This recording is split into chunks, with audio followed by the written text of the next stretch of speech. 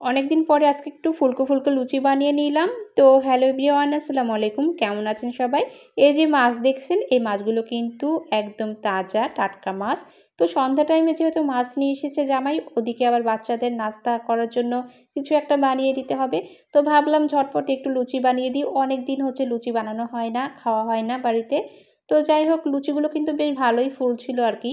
তো সন্ধ্যার সময় যেহেতু লুচি বানাচ্ছি, ওদিকে কিন্তু মানে আমার অনেক কাজের চাপ, কারণ ওই যে মাছ এসে আছে, মাছ কাটতে হবে। তো লুচিগুলো হচ্ছে বাচ্চাদের আগে রেডি করে দিলাম, ওরা নাস্তা করতে থাকলো। তারপরে যে আমি মাছ কিন্তু কেটে নিছি। তো কেটে নেওয়ার পরে আবার মাছগুলো ভালো করে ধুয়ে নিচ্ছি আর কি। তো মাছ ফ্রিজে রাখতে হবে। আর তারপরে পরের দিন এই যে আমি মাছ কিন্তু এখন হলুদ লবণ মাখিয়ে নিচ্ছি। আর এই মাছগুলো না অনেক সুন্দর লাগছিল। মাছের গায়ে যে হলুদ লবণ দিলাম, এই কারণে আসলে সুন্দরটা লাগছিল।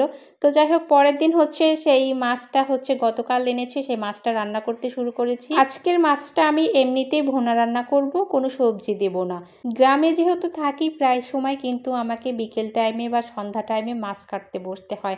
কি করার, কিচ্ছু করার নেই। আসলে গ্রামে বাজারটা হচ্ছে বিকেল টাইমে হয়, হাট বসে। আর তাছাড়া আরেকটা বিষয় যে যেহেতু জামাই আর কি প্রতিদিন বাজার করতে পারে না, সেহেতু সপ্তাহে ২ দিন বাজার করে, তাও আবার অফিস থেকে আসার পথে বাজার করে নিয়ে আসতে হয়। তো এই কারণে আমার মাছ কাটাকাটিটা আসলেও বিকেল টাইমে বা সন্ধ্যা টাইমে করতে হয়, কিছু করার নেই। তো আসলেও মেয়েরা দেখেন যে সারাদিন পরিশ্রমের পরেও কিন্তু এই রাত্রের বেলায় বা সন্ধ্যার সময় যদি মাছ কাটতে বসি, তাহলে সেটা কেমন লাগে।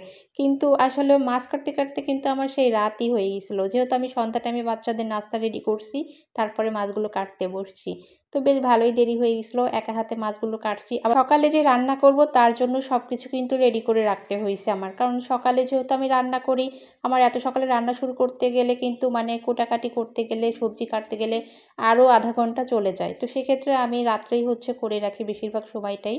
তো এই যে মশলাগুলো কিন্তু আমি এখন কষিয়ে নিচ্ছি, তারপরে হচ্ছে যা মশলা দেওয়া সব দিয়ে মাছগুলো হচ্ছে দিয়ে দেব। সবজি ছাড়া তেলাপিয়া মাছ রান্না করলে, ভুনা করলে আসলেই অনেক আমার কাছে ভালো লাগে। তাছাড়া এই মাছ রান্না ছাড়া আমাকে আরও কিছু রান্না করতে হবে, সেটা অবশ্যই ভিডিও করা হয়নি। তো আমি মাছের ভিডিওটাই আসলে করেছিলাম, তো সেটাই আপনাদের সঙ্গে আর কি শেয়ার করা হলো। তো রাত্রে যেহেতু মাছ কেটেছি, তার সঙ্গে আমার সব কিছুই আর কি গুছিয়ে রেখেছি, যেন সকালে একটু সুবিধা হয়, আমার তাড়াতাড়ি কাজটা হয়ে যায়। মানে ঠিক টাইমের মধ্যে রান্নাটা যেন হয়ে যায় এই আর কি। তো আমি এই যে ঝোলের জন্য পানি দিয়ে দিলাম। ঝোলটা অবশ্য বেশি থাকবে না, যেহেতু ভুনা মাছ রান্না করছি এই কারণেই। তো মাছটা কিন্তু আমার প্রায় হয়ে এসেছে। তো এই পর্যায়ে আমি একটু জিরার গুঁড়াটাও দিয়ে দিলাম। জিরার গুঁড়াটা, ভাজা জিরার গুঁড়াটা যেহেতু দিছি, এতে কিন্তু স্বাদটা আরও ভালো হয়। আর তারপরে হচ্ছে আমি এখন নামানোর আগে একটু পেঁয়াজ বেরেস্তা দিয়ে দেব। এ কারণে একটু ভেজে রেখেছিলাম পেঁয়াজ, সেই পেস্টটা এখন দিয়ে দিচ্ছি। রান্নার শেষে সব কিছু আবার গুছিয়ে নিতে হবে খাবারগুলো, কারণ হচ্ছে যেহেতু জামাই খাবার নিয়ে যাবে, অফিসটা যেহেতু দূরে, তো তাকে দুপুরের খাবারটা নিয়ে যেতে হয়। ওদিকে আবার বাচ্চা স্কুল যাবে, বাচ্চার স্কুলের টিফিনটা আর কি রেডি করে দিতে হবে। তো সব মিলিয়ে আমার আসলে সকালের সময়টা খুব ব্যস্ততার মাঝেই যায়। তো এই যে আমার রান্না কিন্তু একদম কমপ্লিট, মাছ রান্না। তো আজ তাহলে এই পর্যন্ত, আল্লাহ হাফেজ।